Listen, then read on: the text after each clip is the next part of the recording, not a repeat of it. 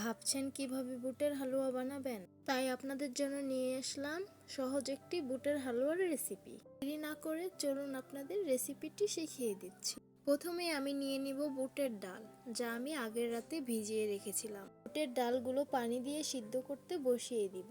বুটের ডালগুলো সিদ্ধ করা হয়ে গেছে, পানিগুলো ফেলবো না, পানি দিয়ে ব্লেন্ড করে নিব। আপনারা চাইলে শিলনোড়া পাটায়ও বেটে নিতে পারেন। বুটের ডালগুলো ঠান্ডা করে নিয়েছি, এখন ব্লেন্ড করে নিব।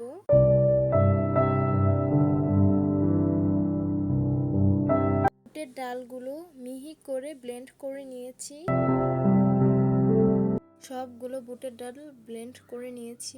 চুলায় কড়াইটা বসিয়ে দিয়েছি। কড়াই গরম হয়ে গেছে, পরিমাণ মতো সয়াবিন তেল দিয়ে দিব। আপনারা চাইলে ঘি দিয়েও করতে পারেন এটা। গরম মশলা, তেজপাতা হালকা জলে ভেজে নিব। ব্লেন্ড করা বুটের ডালগুলো তেলে ছেড়ে ভালো করে মিশিয়ে নিব। বুটের ডালগুলো সুন্দর করে ভেজে নিয়েছি, এখন পরিমাণ মতো চিনি অ্যাড করে দিব। বুটের ডালগুলো যত ভাজবেন খেতে ততটাই স্বাদ লাগবে। পরিমাণ মতো লবণ দিয়ে দিব। মিষ্টি জিনিসে লবণ না দিলে খেতে ভালো লাগে না। 1 প্যাকেট গুঁড়ো দুধ দিয়ে দিব, 1 চা চামচ ঘি দিয়ে দিব।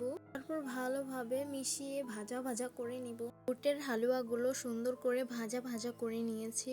একটি টেরেতে সয়াবিন তেল মেখে নিয়েছি, সেটাতেই বুটের হালুয়াগুলো দিয়ে সমান করে নেব।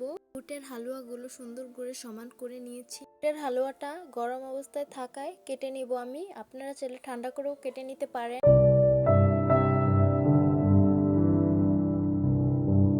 সুন্দর করে কেটে এর উপরে বাদাম আর কিশমিশ দিয়ে দিয়েছি। তো দেখতে পাচ্ছেন খুব সহজেই আমরা ঘরে বসেই বুটের হালুয়া তৈরি করে ফেললাম। আপনারা চাইলে এই রেসিপিটা ফলো করে বুটের হালুয়া বাসায় তৈরি করে নিতে পারেন। অবশ্যই কমেন্ট করে জানাবেন আপনাদের কেমন লাগলো এই রেসিপিটা। আশা করছি সবারই ভালো লাগবে। ভালো লাগলে অবশ্যই রেসিপিটা শেয়ার করতে ভুলবেন না। মজার মজার রেসিপি পেতে চাইলে আমাদের সাথেই থাকবেন।